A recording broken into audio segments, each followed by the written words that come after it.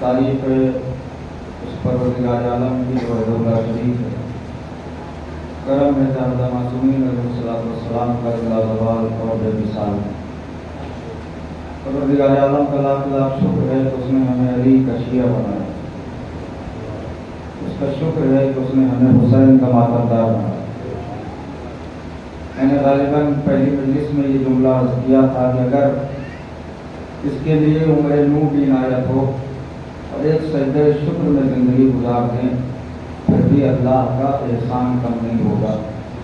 इसलिए कि उसने हमारे मुकद्दर में फर्शियादा जैसी नेमत रख दी। अल्लाह तकी बहदत एक आरिफ नाम है, बहुत बड़ा नाम है, बहुत बड़ा इल्म का पहाड़ है जो मैंने नाम लिया है। उनसे किसी ने आके कहा कि बिल्ला मेरी तब्दील खराब है। अल्लाह तकी बहदत ने कहा कि कायनात में हर शय को खराब कहना, तब्दील को खराब न कहना। कहने बिल्ला क्यों? कहा इसलिए कि ये तुम्हारी तकदीर ही है कि तुम हुसैन के अज़ादार बना दिए गए। ये तुम्हारी तकदीर ही है कि तुम्हें हुसैन का अज़ादार बनाया गया, वरना अगर कुछ और अल्लाह बना देता तो तुम क्या कर लेते। ये अल्लाह का शुक्र है, अल्लाह का एहसान है जो उसने तुम्हें हुसैन के जिक्र के लिए चुना, वरना तुम कहाँ जिक्र हुसैन कहाँ, वरना तुम कहाँ अली का तस्करा कहाँ, तुम कहाँ और जिक्र हुसैन कहाँ, तुम्हारी ज़बान कहाँ और लफ्ज़ हुसैन कहाँ। परवरदिगार आलम कुरान मजीद में एक कुल्लिया फैसला बयान फरमाना है, वल अस्र इन्नल इंसान लफी खुस्र, अस्र की कसम इंसान घाटे में है। और अल्लाह कसम खा के कह रहा है कि इंसान घाटे में है। और कसम भी ऐसी खाई है अल्लाह ने, वल अस्र, अस्र की कसम इंसान घाटे में है। कायनात में एक ही अस्र गुजरा है जो कसम के लायक है। बड़े लिखे बात बैठे हैं जसारत होती है। कायनात में एक ही वक्त गुजरा है अस्र का का जो कसम के लायक है वो भी हुसैन के सदक़े में गुजरा है। बल्कि जुमला बदल के अगर ये कह दूं कि अल्लाह हुसैन के सजदे की कसम खा के कह रहा है कि हुसैन के सजदे की कसम है, इंसान घाटे में है। कौन घाटे में है? जिसके पास ईमान नहीं है, जिसके पास अच्छा अमल नहीं है, जिसके पास हक बोलने की ताकत नहीं है, जिसके पास सब्र करने की ताकत नहीं है, वो इंसान घाटे में है। जो हुसैन को समझ ले, जो हुसैन के साथ आ जाए, वही फायदे में है बस, और कोई फायदे में नहीं है। वरना आप देखिए मदीने से निकलते हुए बहुत सारे लोगों ने हुसैन को मशवरा दिया कि मत जाइए। मैंने कहा कि ये कुरान का मजमा मेरे सामने, बहुत सारे लोगों ने मशवरा दिया इमाम हुसैन को कि आप न जाइए। आपने देखा नहीं, जिन्होंने हुसैन को न जाने का मशवरा दिया, हुसैन ने उन्हें लाना भी मुनासिब नहीं समझा। एक सवाल पढ़ने में जो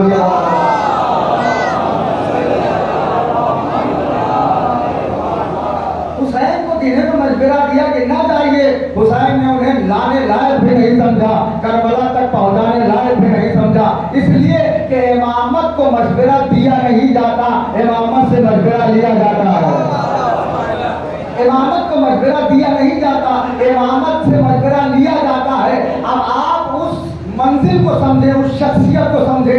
इमाम को जिसने करबला में मशवरा दिया कि आप न जाइए, हुसैन ने उन्हें करबला तक लाना भी गवारा नहीं किया। अब अगर कोई ऐसी जात हो जो हर लम्हा हुसैन को मशवरा दे रही हो,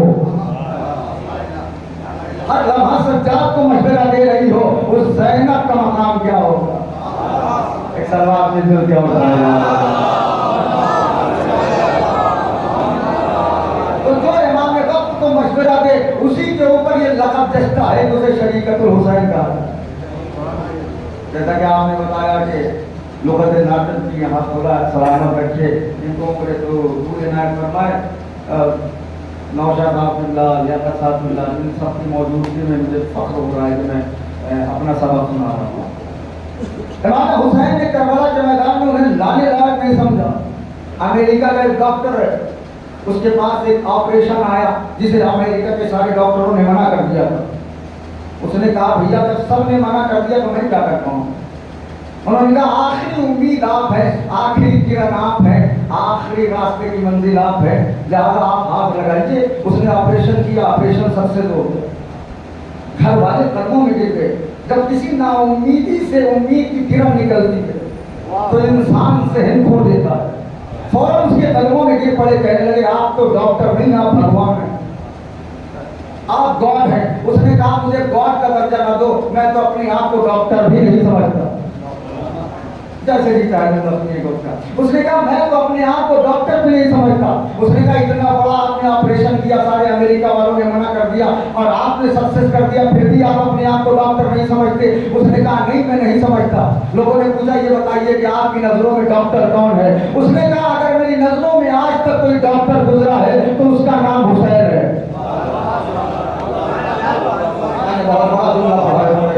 उस डॉक्टर का नाम है हुसैन। उसने कहा आपने इमाम हुसैन के अंदर कौन सी ऐसी चीज देखी जिससे समझ में आ गया कि हुसैन सबसे बड़े डॉक्टर है? उसने कहा तुमने तारीख करबला नहीं पढ़ी। हुसैन ने देखा जिसका ब्लड ग्रुप इस्लाम से नहीं मिलता था, रास्ते से लौटा दिया।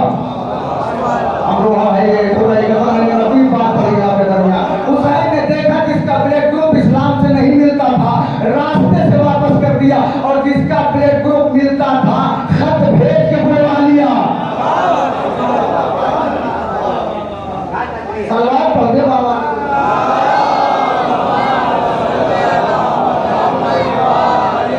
हुसैन ने इसे खत भेज के बुलवा लिया, हबीब आओ तुम्हारे खून की जरूरत है इस्लाम। और हुसैन जिसे खत लिखते, हुसैन जिसे फकीर कहते, हुसैन जिसे हबीब कहते, हुसैन जिसे अपना भाई कहते, हुसैन जिसे अपना दोस्त कहते, उसका मर्तबा क्या होगा? हुसैन को बहुत लोगों ने मशवरा दिया, बहुत लोगों ने मोहब्बतन दिया, बहुत लोगों ने सियासतन दिया। जिन्होंने मोहब्बतन दिया हुसैन ने उन्हें तो कुछ नहीं कहा, लेकिन जिन्होंने सियासतन दिया था हुसैन ने उन्हें मदीने में छोड़ा, मक्के में छोड़ा, ताइफ में छोड़ा, जहाँ जहाँ से हुसैन गुजरते गए, अपने मुखालिफिन को अलग करते गए। वरना आप देखें इमाम हुसैन का वही जुमला है खैमे के अंदर, जिसे जाना है चला जाए, मुझे किसी की मदद की जरूरत नहीं है, इसलिए कि ये हमारे खून के प्यासे हैं, तुम्हारे खून के प्यासे नहीं है, जिसे जाना है चला जाए। वही इमाम हुसैन शब आशूर कह रहे हैं, जिसे जाना है जाए, और वही इमाम हुसैन अशरे आशूर करबला के मैदान में कह रहे हैं हल मिन नासिरिन यंसुरना। साथ एक है, कलमा एक है। हुसैन एक जगह कह रहे हैं मुझे मदद की जरूरत नहीं, जिसे जाना है चला जाए, और एक जगह करबला के मैदान में वही हुसैन एक रात के बाद कह रहे हैं कोई है जो मेरी मदद करे। आप बताइए क्या इमाम हुसैन ने माज़अल्लाह अस्तगफिरुल्लाह कौल में तज़ाद है? कहा नहीं, इमाम हुसैन ने जो जुमला कहा है दोनों जुमला एक है, लेकिन जगह बदल गई है। मैंने आपको देख के याद किया, जगह बदल गई है, इसलिए कि हुसैन जब शब आशूर बोल रहे थे तो अपनों में मजाक, अपनों के मजमे में बोल रहे थे और कह रहे थे जिसे जाना है जाए। क्यों? अगर कोई गैर बैठा हो तो चला जाए, अगर कोई गैर बैठा हो तो चला जाए। हुसैन ने जब कहा कोई है जो मेरी मदद करे, तो हुसैन गैरों के मजमे में थे। हुसैन ये बताना चाहते थे अगर कोई और हुर हो तो आ जाए। हुसैन ये मौका नहीं देना चाहते थे कि हुसैन अगर हमें बुलाते तो हम आ जाते, हुसैन अगर हमसे कहते तो हम आ जाते। और बहुत सारे लोग ये कहते थे तो हम तो हुसैन को जानते ही नहीं थे, इसीलिए हुसैन ने करबला के मैदान में खड़े होकर कहा कि आ जाओ अब भी हम तुम्हें माफ कर देंगे, आ जाओ अब भी हम तुम्हें माफ कर देंगे। आखिर में इमाम हुसैन ने खुतबा देते हुए कहा लेकिन हमारी बातें तुम्हारे दिलों पे असर नहीं करेंगी, इसलिए कि तुम्हारे शिकम हराम से भरे हैं। इसका मतलब यह है कि हराम खाने वाले के जहन में इमाम की बातें नहीं आती तो मौलवी की कहां से आता है? एक सवाल पढ़े मिल दो जवाब, एक और बुलंद तरीन सवाल।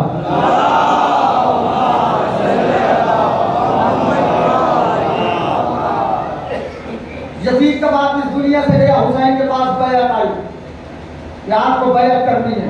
इमाम हुसैन को दरबार में बुलाया गया, सारा मदीना भरा हुआ था। हुसैन लेके कितने लोगों को गए? का 18 बनी हाशिम। हुसैन अगर एक एक आदमी से कहते तो दरबार का मामला था, सब चले जाते, मदीने वाले पीछे जाते, लेकिन हुसैन ने सिर्फ 18 बनी हाशिम को चुना और 18 बनी हाशिम को लेकर दरबार में चले गए। क्यों? हुसैन ये पैगाम देना चाहते हैं कि भरोसा हमेशा अपने खानदान पे करना।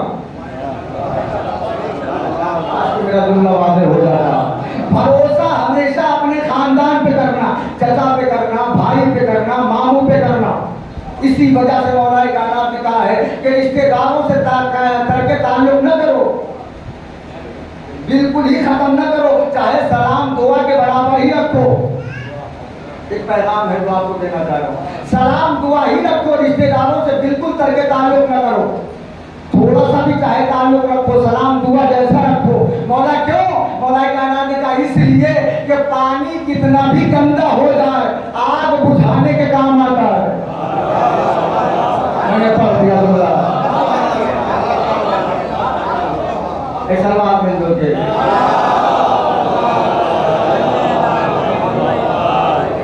पानी कितना भी गंदा हो जाए आग बुझाने के काम आता है। तो लिहाजा रिश्तेदारों को कभी करके ताल्लुक में न रखो, कभी उनसे मुंह फेर के न रखो। लेकिन ऐसा है कि मौला ने आपको कहीं तशना नहीं छोड़ा, बहुत सारे ऐसे रिश्तेदार हैं जो बार बार मनाना ही पड़ता है उनको।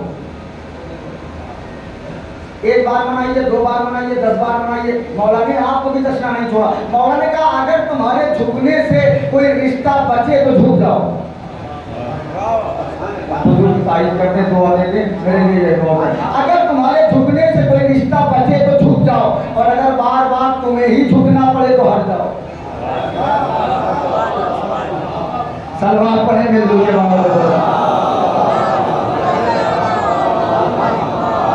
18 बनी हाशिम को लेकर हुसैन गए हैं कहाँ? दरबार में। और हुसैन ने दरबार के बाहर दारुल इमारा के दरवाजे पे सबको रोक दिया। उसमें कौन है? का अब्बास जैसा गरीब भी। अब्बास ने कहा मौला आप अकेले कैसे जाएंगे? मौला हुसैन ने कहा अब्बास मैं दरबार में जा रहा हूं, जब मेरी आवाज बुलंद हो तो तुम फातिह खैबर के बेटे हो, तुम जानो ये दरवाजा दर। मौला दरबार में आए तो बताया गया कि यजीद कबाब मर गया है। अब आप से अच्छा कोई ये जुमला नहीं समझेगा, मुझे यकीन है। इमाम हुसैन के सामने जब आया कि यजीद कबाब इस दुनिया से चला गया, अब इमाम हुसैन क्या कहें? अगर कहें बहुत अच्छा हुआ तो तारीख ये लिखती कि यजीद तो इतना हद तक जाने वाला नहीं था, पहले ही हुसैन ने खुशी जाहिर कर दी।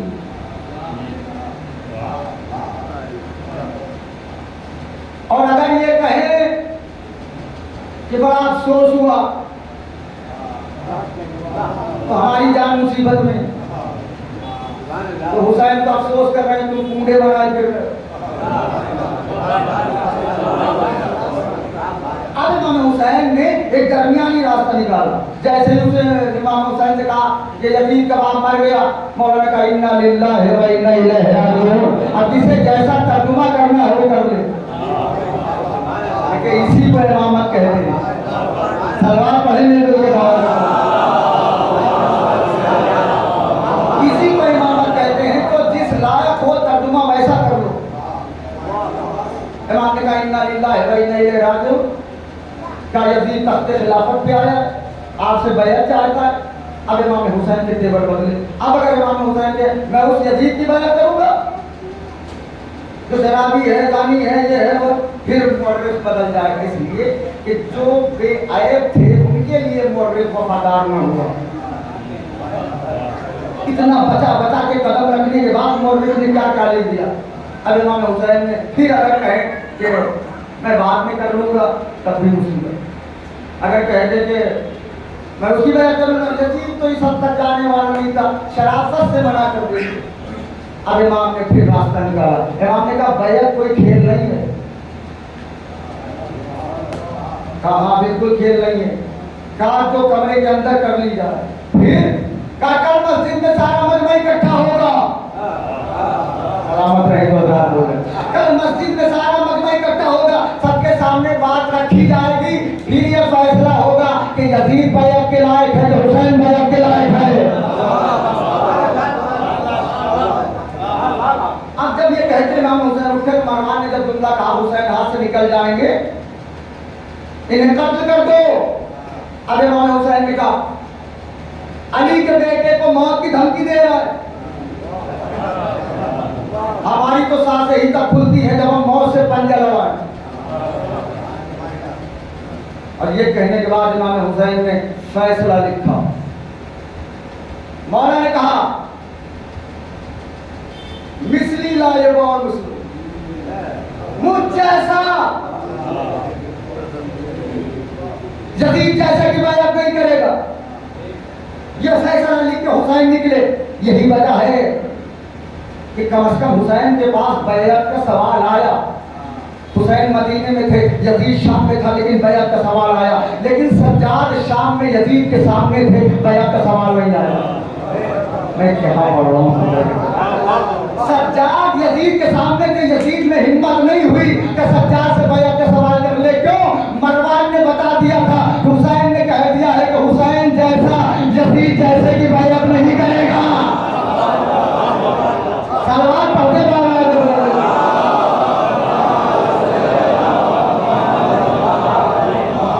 मरवान ने बता दिया कि सज्जाद से बैत न मांगना, इसलिए कि हुसैन ने फैसला लिख दिया है कि हुसैन जैसा यजीद जैसे की बैत नहीं करेगा। इमाम का ये जुमला बता रहा है कि हुसैन वाले भी होंगे, यजीद वाले भी होंगे। ना हुसैन को बैत मिली, ना हुसैन से बैत मिली, ना हुसैन वालों की बैत मिली। इमाम हुसैन जब निकले, अब तारीख कहती है कि जनाबे इमाम हुसैन ने कूफे की तरफ किसको रवाना किया? जनाबे मुस्लिम, खुदा सलामत रखता। सवाल यह है कि जब हुसैन के पास 18 बनी हाशिम और थे, तो हुसैन ने मुस्लिम ही को कूफा क्यों भेजा? वजह क्या है कि जनाबे मुस्लिम को कूफा भेजा इमाम हुसैन ने? वजह यह है हुसैन ने मुस्लिम को कूफे भेज के कयामत तक के लिए ये ऐलान कर दिया कि अब कयामत तक वही मुस्लिम होगा जो मेरे मुस्लिम के साथ होगा।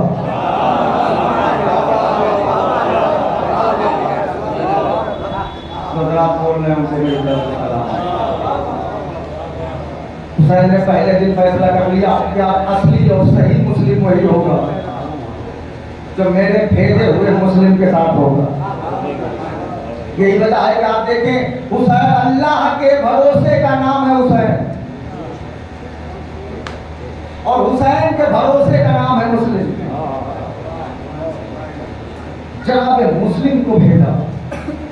आप देखिए खुदा की कसम अजीब व गरीब मरहला है।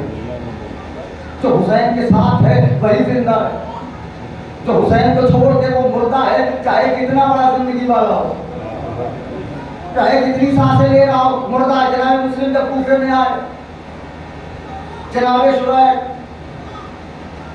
इब्ने ज़ाद के साथ रहते थे। इब्ने ज़ाद को मुसल्लम किया गया कूफे में कि जल्दी जाओ, कूफे के हालात बेकार हो गए। इब्ने ज़ाद वहां से निकला, साथ साथ जनाब शुरैह भी निकले। रास्ते में बार बार घोड़े से गिर जाते। क्यों? इसलिए कि जब गिरते थे तो इब्ने ज़ाद घोड़ा रोकता था, उतरता था, इन्हें उठाता था, बिठाता था। बार बार ये गिरते इसलिए थे कि जितनी देर में इब्ने ज़ाद कूफा पहुंचेगा उतना ज्यादा मुस्लिम को वक्त मिलेगा।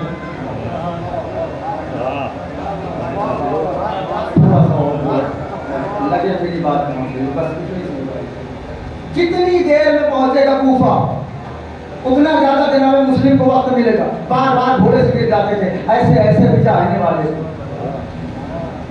और जनाब शुरैह एक बार जब गिरे तो पैर टूट गया। अब इब्ने ज़ाद ने कहा कोई गिरे चाहे मारे, हमें रुकना नहीं है, वक्त बहुत कम है। फिर पहुंच गया इब्ने ज़ाद। यहाँ लोग समझ रहे हैं जनाब हुसैन आ गए। देखिए आवाम इसी में धोखा खाती है। लब्बैक या हुसैन, लब्बैक या हुसैन का नारा लग रहा है। आइए मौला आपका इस्तेमाल है। दारुल इमारा में पहुंचा तो दारुल इमारा वाले ने समझा इमाम हुसैन का दरवाजा नहीं खुलेगा। इब्ने ज़ाद ने थोड़ा सा नकाब हटाया, दरवाजा खुल गया। ये अंदर गया जनाब शुरैह का जनाब हानी इब्ने उर्वा के घर में, जहां जनाब मुस्लिम रुके। अब जनाब मुस्लिम से जनाब शुरैह ने कहा कि इब्ने ज़ाद मुझे चाहता बहुत है, वो जब सुनेगा कि मैं कूफे में आया हूँ मेरे पास आएगा जरूर मिलने के लिए। ऐसा करिएगा जब वो आए तो आप पर्दे के पीछे छुप जाइएगा, और जैसे ही मैं आपसे कहूँ मुझे पानी पिला दीजिए, मौका गनीमत जान उसे कत्ल कर दीजिएगा, बात खत्म हो जाए। मेरे साथ साथ चलिए। आज मैं अलग मजलिस में आज मैं मौका पाकर उसे कत्ल कर दीजिएगा। इब्ने ज़ाद को पता चला कि शुरैह कहाँ है, आया मैं हाली के लोगों के घर में देखने के लिए, देखा पैर टूटा है और क्या हाल है, सब खैरियत है। बात में जब मशगूल कर लिया जनाब शुरैह ने तो कहा मुझे पानी पिला दो। जनाब मुस्लिम पर्दे से बाहर नहीं है। अब जनाब शुरैह ने कहा बहुत तेज प्यास लगी है, मुझे पानी पिला दो। जनाब मुस्लिम के बाहर नहीं। अब जनाब शुरैह ने सोचा कि शायद ये डर रहे होंगे अगर बच गया तो मेरा क्या होगा, ये तो मार दिया जाएगा। अब जनाब शुरैह ने कहा चाहे ये पानी मेरी जान ही ले ले,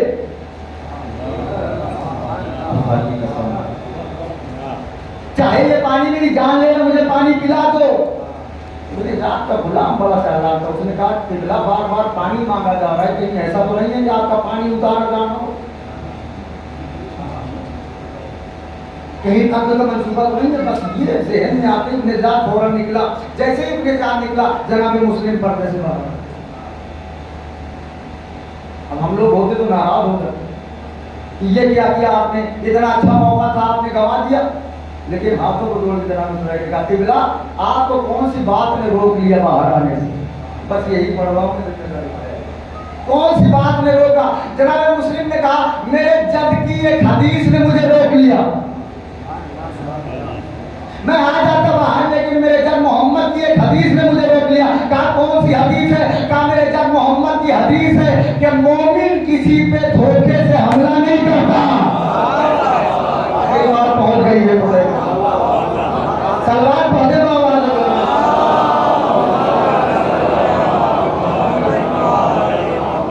मोमिन किसी पे धोखे से हमला नहीं करता। अब अगर कोई भाई भाई को धोखा दे रहा हो, अब अगर कोई शिया शिया को धोखा दे रहा हो, अब अगर कोई मोमिन मोमिन को धोखा दे रहा है तो इसका मतलब यह है कि बोर्ड तो लगाया है बड़ा सा। बनने वाला, अंदर से सब किरदार यजीद भरा है। इसलिए आपको मालूम है यजीद किसी जात का नाम नहीं है, यजीद कैरेक्टर का नाम है। जिसके अंदर वो हरकत होगी वो यजीद होगा। हुसैन ने इसीलिए करबला के मैदान में लाके उसे ऐसा बरहना किया, ऐसा नकाब हटाया कि देखो यजीद ये है। अब जनाब मुस्लिम ने कहा कि मुझे नबी की हदीस में रोक लिया, क्यों? मोमिन किसी पे धोखे से हमला नहीं करता। अब आप जरा सोचिए कि जान पे बड़ी थी जनाब मुस्लिम के, लेकिन धोखा नहीं दिया किसी को। हम रोज अगर 10 आदमी को धोखा दे के भी हुसैनी समझे, हम अगर भाई का हक मार के हुसैनी समझे, हम अगर पड़ोसी का हक ना अदा करके हुसैनी समझे, यकीन मानिए अगर हमने हुसैन को समझ लिया होता तो कभी भाई भाई का हक ना खाता।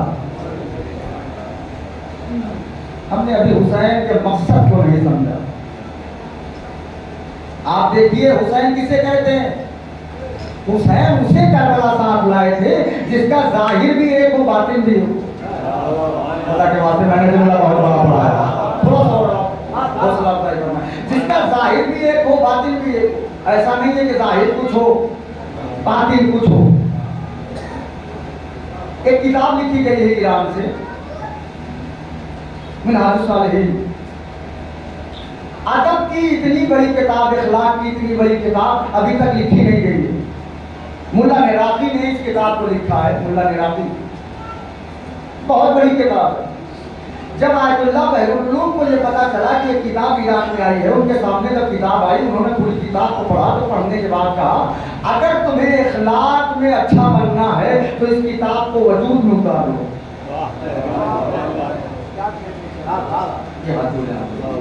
इस किताब को वजूद में उतार लो अपने।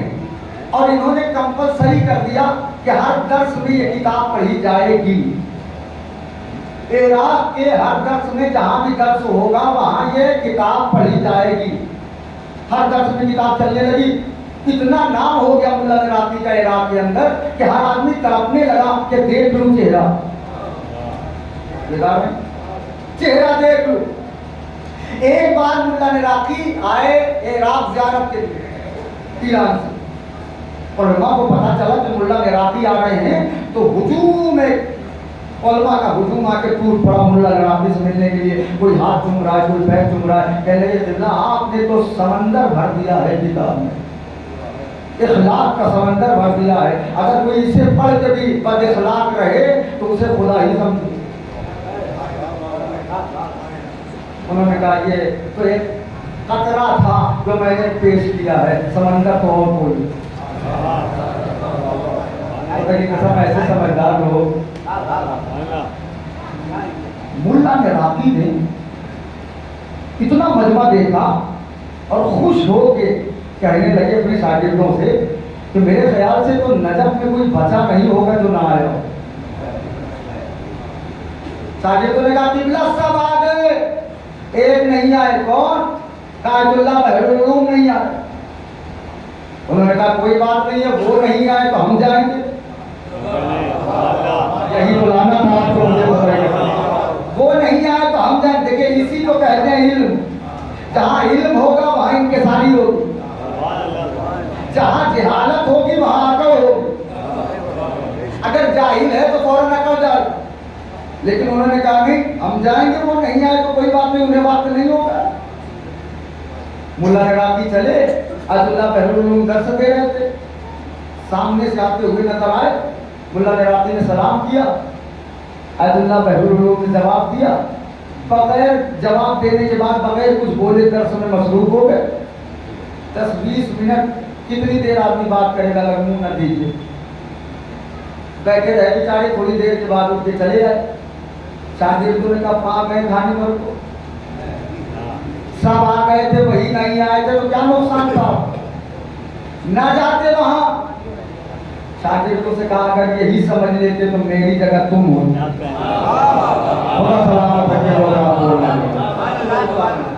मेरी जगह तुम होते। कुछ दिन और गुजर गए, कहने लगे थे किबला कोई अरमान रहेगा और बताएं का एक बार और आयतुल्लाह बहरुल उलूम से मिलना चाहते हैं। उन्होंने कहा अब आप जाइए, हम नहीं जाएंगे। कहा अगर मेरे शागिर्दों में रहना है तो चलना होगा। यही किसे कहते, जाहिर भी एक को, बातिन भी एक, वो है हुसैन वाला। आपके मर्तबा है तो अब्दुल्लाह बहरुल ने सलाम के जवाब के बाद मुंह इधर कर लिया और इधर शागिर्दों का इधर आके दर्श ले रहे, उधर पीठ इनकी तरफ कर दी। अब आदमी कितनी देर बैठे, तो 4 मिनट, 6 मिनट, 20 मिनट, फिर मुल्ला ने रात में उठ के गए। आपके तो शागिर्द बिल्कुल गुस्से में कि आप बेइज्जती करा ही के रहेंगे, मैं बार बार कह रहा हूँ ना जाइए आप। ये हो गया कि अब ज़ियारत खत्म हो गई है, चलना है कल ईरान। कहने लगे कितना कोई काम छूट गया हो तो वो कर लिया जाए, कल निकलना है यहाँ से। कहने लगे एक काम छूटा है, कौन सा काम? का एक बार और आयतुल्लाह बहरुल उलूम से मिलना चाहता हूँ। बात पहुंच जाए तो आ जाइएगा, वैसा करेंगे। एक बार और मिलना चाहता हूँ। जाके तो ने कहा अब्दुल्ला हाथ जोड़ रहा हूँ, आप जाए मैं नहीं जाऊंगा। अब्दुल्लाह बहरुल ने कहा आज के बाद तो हमें चलना ही है, तो आज साथ में मेरे चलने में क्या अर्ज है तुम्हें? अब के मर्तबा जब मुल्ला निराकी नजर आए और अब्दुल्लाह बहरुल को पता चला कि मुल्ला निराकी आ रहे हैं, जहाँ दर्श था वही दर्श छोड़ दिया, जहाँ नालैन थी वही नालैन छोड़ दी, दौड़ते हुए सहन में आए, गले से लगाया, अहलन व सहलन कहा, लाके अपनी मसनद पे बिठाया और हाथों को जोड़ के कहा मुल्ला मुझे नसीहत करो। इस मजमे में जुमला अपना पहुंचा तो अफसोस होगा मुझे। मुल्ला मुझे नसीहत करो। मुल्ला ने राकी ने कहा नसीहत तो बाद में करूंगा, पहले एक सवाल है। क्या सवाल है? कहा मैं 2 मर्तबा और आया था, आपने मेरे साथ ऐसा इखलाक क्यों पेश किया और तीसरी मर्तबा ऐसा क्यों किया? अब्दुल्लाह बहरुल उलूम ने कहा हे मुल्ला ने राकी, तुमने लिखी है इखलाक पे किताब, मैं ये देख रहा था कि खाली कलम में दम है कि अमल में भी दम है।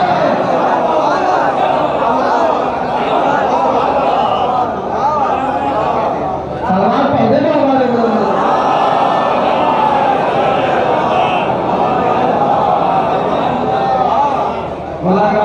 तुमने तो लिखी है इखलाक पे किताब, मैं तो ये देख रहा था कि खाली तुम्हारी कलम में दम है कि अमल में भी दम है।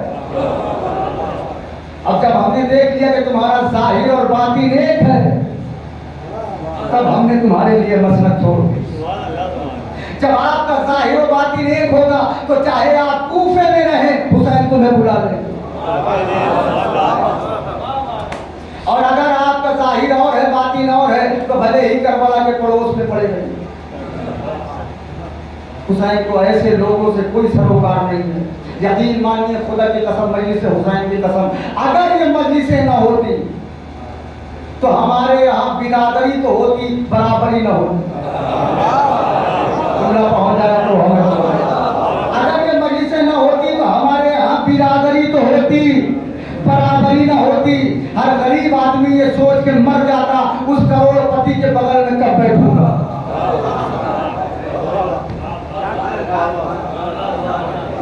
हर बीमार ये सोच के मर जाता उस डॉक्टर के बगल में कब बैठूंगा।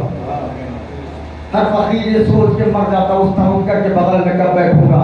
इसलिए कि अमीर तो गरीब को देख के दरवाजा बंद करता है, अमीर तो गरीब को देख के मुंह बनाता है। मौला हुसैन ने कहा अमीरों के बगल बैठना चाहता है तो उनके घर न जाना, मेरे घर में आ जाना। उनके घर न जाना, हमारे घर में आना, और जहाँ वो करोड़पति बैठा हो उसी के बगल में जाके बैठ जाना। वो अगर तुम्हें दौलत का धौंस जमाए, तुम्हें गुरूर की नजरों से देखे, जुमला एहतियात से अर्ज कर रहा हूं, वो जब तुम्हें गुरूर की नजरों से देखे तो तुम मातमदार की नजर से देखना, तुम अज़ादार की नजरों से देखना।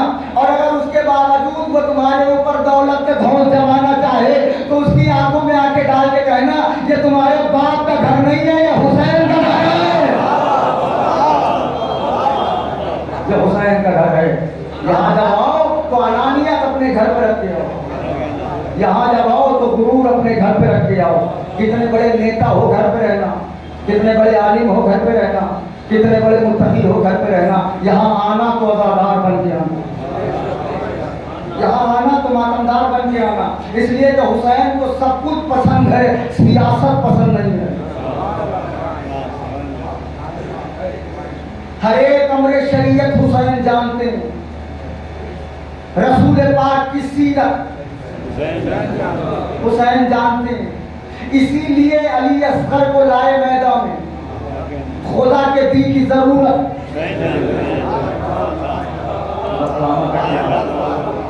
इसीलिए अली असगर को लाए मैदान में, खुदा के दी की जरूरत। हुसैन जानते हैं, गमे हुसैन में शामिल न कर सियासत को, गमे हुसैन में शामिल न कर सियासत को। क्यों? हर एक शख्स की नीयत हुसैन जानते हैं। सलवात पढ़े ना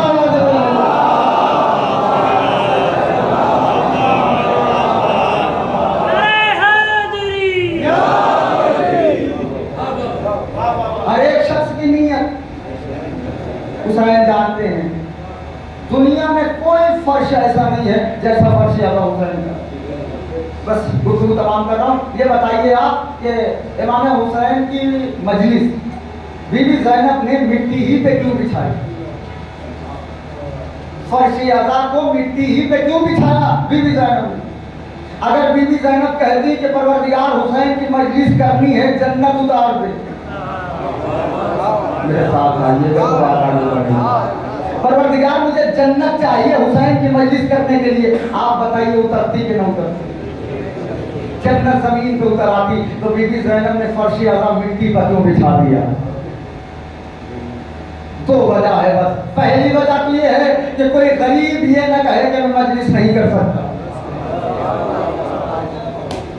क्यों?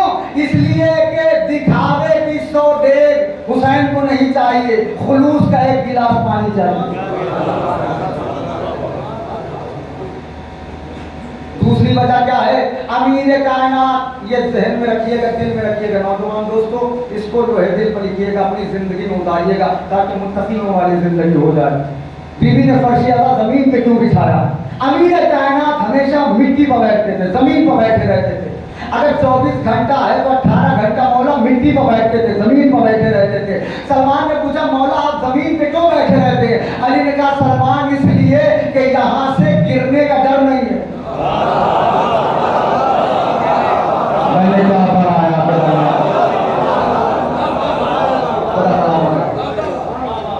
सलमान इसलिए मिट्टी पे बैठता हूँ, यहाँ से गिरने का डर नहीं है। आदमी जमीन से गिरेगा तो कहाँ जाए? कहा जमीन में। बीबी ने इसीलिए फर्श आला जमीन में बिछाई। बीबी को पता था दुनिया की कौमें गिरेंगी, अज़ादार कभी नहीं गिरेगा, अज़ादार कभी नहीं गिरेगा। और जुमला शायद के तर्क हो लेकिन पढ़ूंगा जरूर। दुनिया की कौमें गिरेंगी, अज़ादार नहीं गिरेगा। तो जब बीबी ने कहा दुनिया की कौमें गिरे, अज़ादार नहीं गिरेगा, तो अब जो मेयार से गिर जाए वो अज़ादार नहीं होगा। इसलिए जो हुसैन को मेयारी अज़ादार चाहिए। हुसैन के पास मेयार देखा जाता है कि ये किस मेयार का अज़ादार है। वाहिद दरवाजा है हुसैन का जहां दौलत नहीं, नीयत देखी जाती है। जहां सूरत नहीं, सीरत देखी जाती है। अगर हुसैन सूरत देखते तो कभी जौन को गले न लगाते। जौन को गले लगा के हुसैन ने बताया ये दरवाजा वो है जहां सूरत नहीं देखी जाती। और जौन ने भी अजीब जुमला था, मौला इसलिए इजाजत नहीं दे रहे, मेरे खून से बदबू हुआ, मेरे पसीने से बदबू हुआ। तो सही अगर आपके खून में अपना खून न मिला तो। और हुसैन ने ऐसा दुआए नूर पढ़ी जौन के चेहरे पे, जब मक्तल में चेहरा ऐसे चमक रहा था जैसे चौदहवीं का चांद, चांद का चेहरा। कल मैंने बीबी का मसाइल पढ़ा था, थोड़ा सा मसाइल छूट गया था। हुसैन की 4 साल की सकीना, अदादारों छोटी बच्चियां जो हैं आप जानते हैं, कभी उनको बुलंदी पे बिठाइए तो डरते बहुत है। जैसे बुलंदी पे बिठा के आप उन्हें छोड़ेंगे, आपका हाथ फौरन पकड़ेंगे, तो डरती बहुत है। अदादारों बीबी सकीना को 13 मरतबा ऊँट पे बिठाया गया। बार बार बीवी सकीना नीचे गिरती थी, शिविर बिठवाता था और कहा अब की मर्तबा अगर सकीना गिरे तो उसे ऊंट की पुष्ट से बांध लो। अदारो बीवी की ओर बीवी को ऊंट के पुष्ट से बांध दिया गया। नाका चलता था, बीवी का सीना चलता था। आवाज देती तो भैया सज्जाद मेरी मदद करो।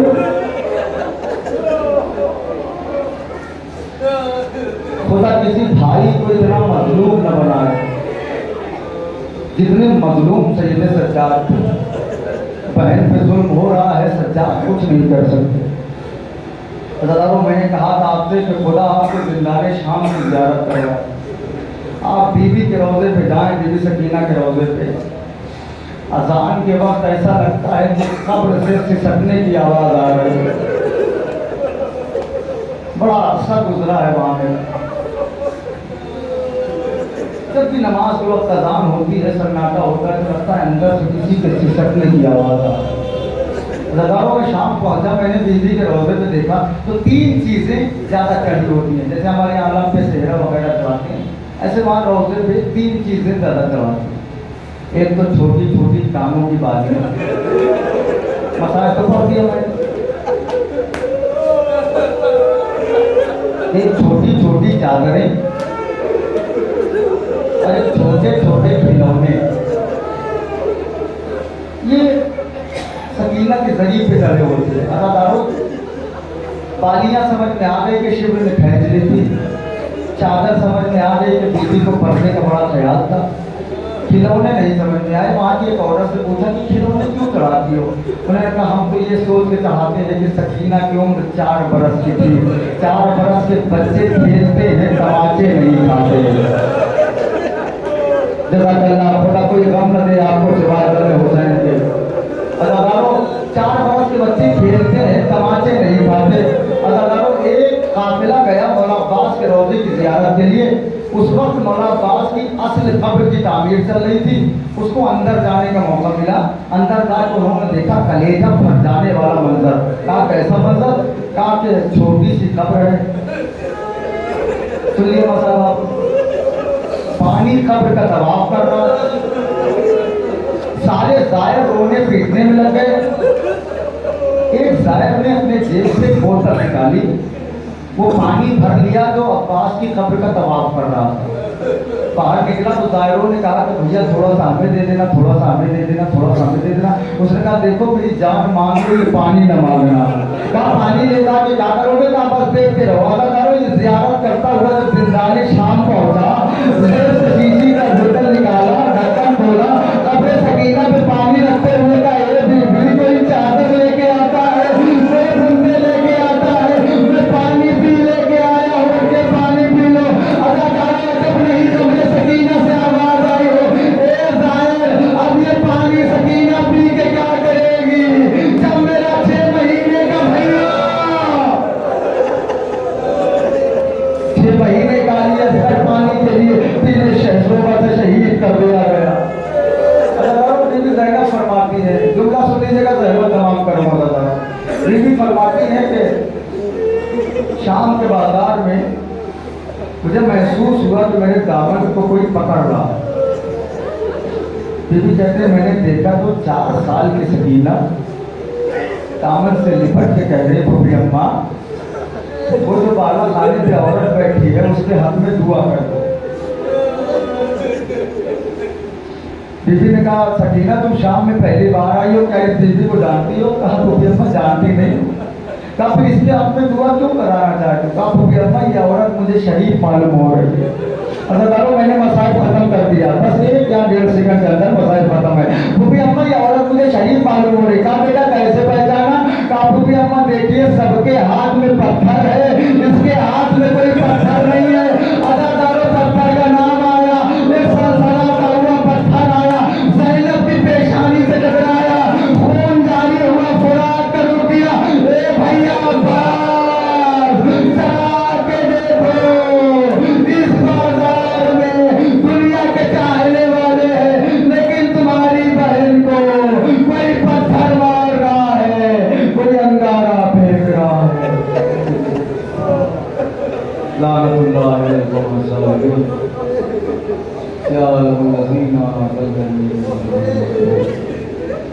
अम्मा यजीबुल मुस्तफा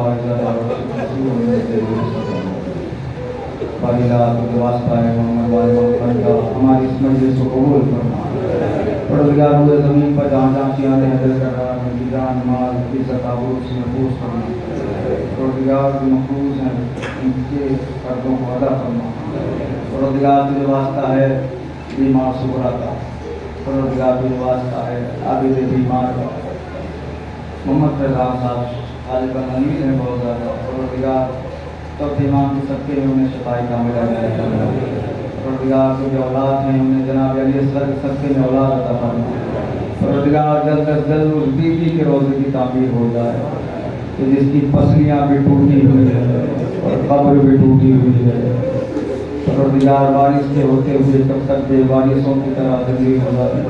तेरी बारगाह में लगाने के इल्तिमास से हमारे हकीकी वारिस हज़रत हुज्जत के ज़हूर में ताक़ीद फरमा। हमको उनकी आवाज़ में शामिल फरमा। तक़ब्बल मिन्ना इन्नका अंतस समीउल अलीम। माशअल्लाह।